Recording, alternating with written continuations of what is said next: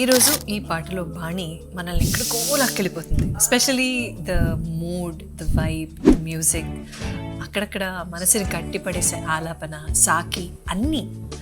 కానీ అన్నీ ఇలా ఒక పాటలో ఎలా ఉంటాయి ఎందుకంటే ఆయన రాజా కదా. ఈ పాటలో ప్రత్యేకత ఇళయరాజా స్వర రచన, కీరవాణి పదరచన.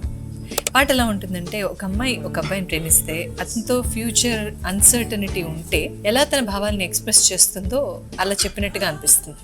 తెరలు తెరలుగా తెరుచుకున్న తూర్పు ద్వారం అంటే లేయర్ బై లేయర్ వెలుతురు పరుచుకున్నట్టుగా నీ మీద నాకున్న ఫీలింగ్స్ క్లారిటీతో బయటకు వస్తున్నాయని. పొరలు పొరలుగా కరుగుతున్న నిశిభారం అంటే రాత్రి చీకటి తాలూకు కన్ఫ్యూజన్, ల్యాక్ ఆఫ్ క్లారిటీ మెల్లగా చెదిరిపోతాం. పొడుపు కథలాగా ఉన్న నిన్న ఈరోజు నీ సమాధానం ఏంటో చెప్తున్నా, నీ మీద నాకున్న మమకారాన్ని వదులుకోలేకపోతున్నా. కళలన్నీ నిజంగా కళలాగా ఉంటే బాగానే ఉంది, హాయిగా నీతో కలిసి ఉండాలనే కోరిక చిరుగాల్లాగా తగులుతుంటే. ఇక్కడ దాకా ఓకే, కానీ లాస్ట్ లైన్ ఆయన ఏం రాశారని నాకు అనిపించిందంటే, ఇప్పటిదాకా చెప్పిన ఈ కథ, ఈ అనుభూతి నాలో ఉన్న తపన నుంచి వచ్చిన విరహ కావ్యంలోది అని నాకు అర్థమైంది.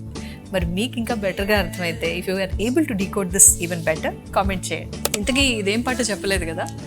ఏదో ఏ జన్మలోదో ఈ పరిచయం, నీదో నీ వల్ల నాదో ఈ పరవశం.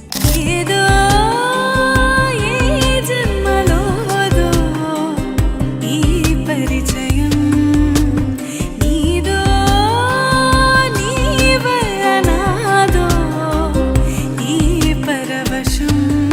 నెక్స్ట్ వీక్కి మీ సజెషన్ ఏంటి? కామెంట్ చేయండి.